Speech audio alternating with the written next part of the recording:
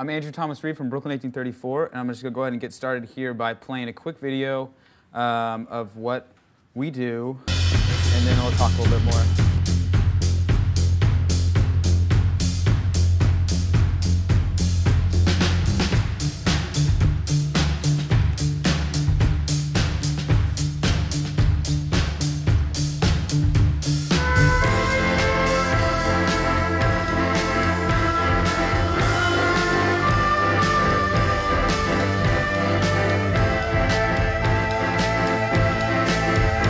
Since 1834, Brooklyn has been home to some of the world's most influential artists.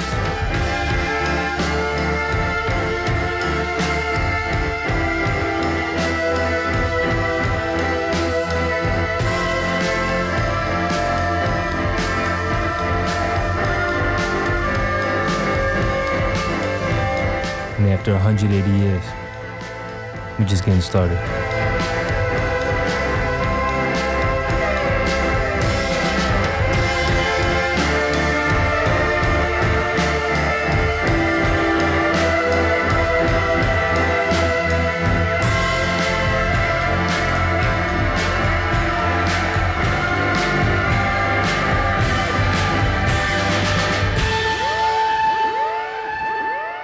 Brooklyn 1834, 180 years in the making.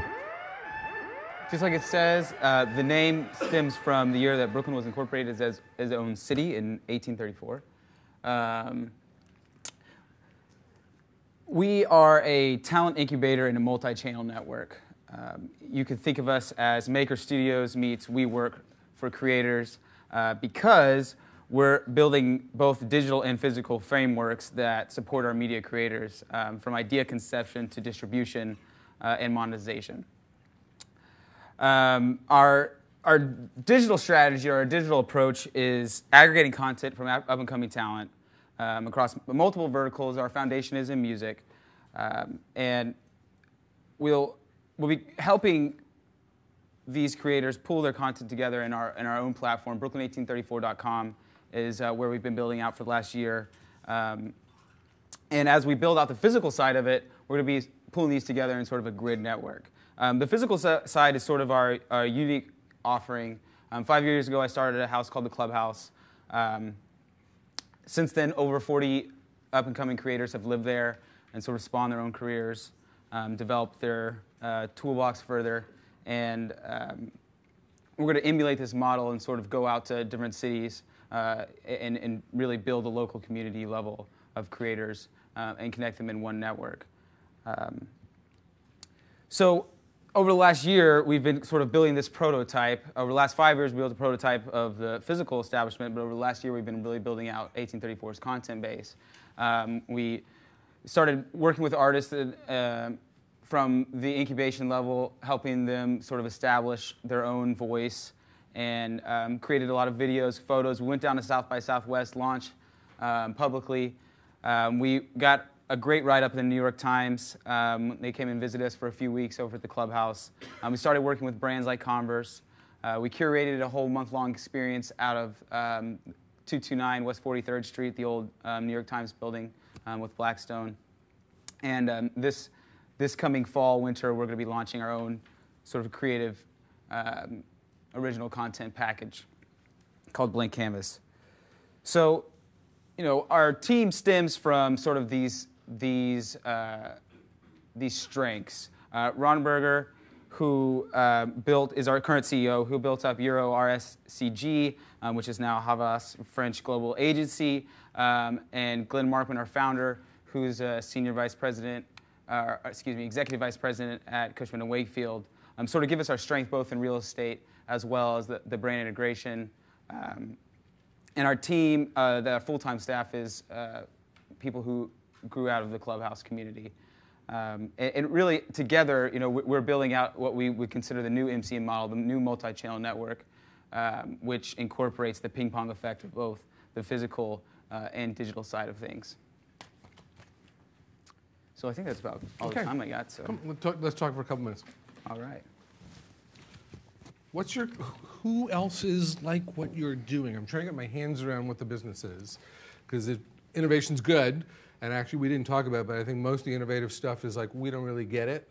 Like, whether it was Facebook or Google, it's like, if everybody got it, it wasn't innovative. Who are you like? Who are the three guys that you are competitive with or that you look to build out your model?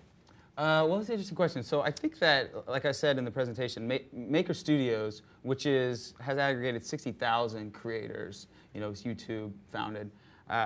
In a way, we're like that just because of the relationship between us and creators.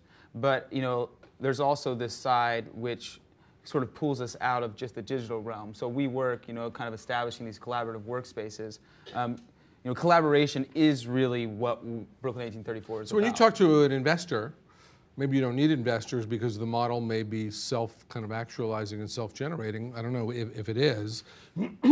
How big is this going to be in 5 years? How big does this get in 10 years?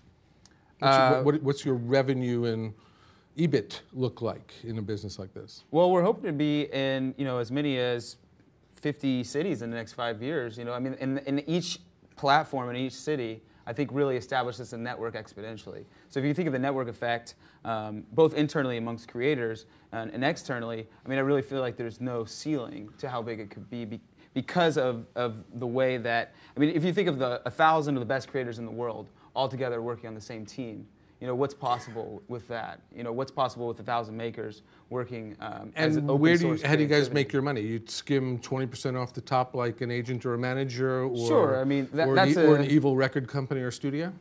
I think that's a traditional MCM model. I think that what makes it different from being evil is you're putting the incubation back in. So you're developing talent from the ground up, providing the resources necessary in order to become successful. Do you have a contract with a given piece of talent that says, go make a lot of money and I get 20 points?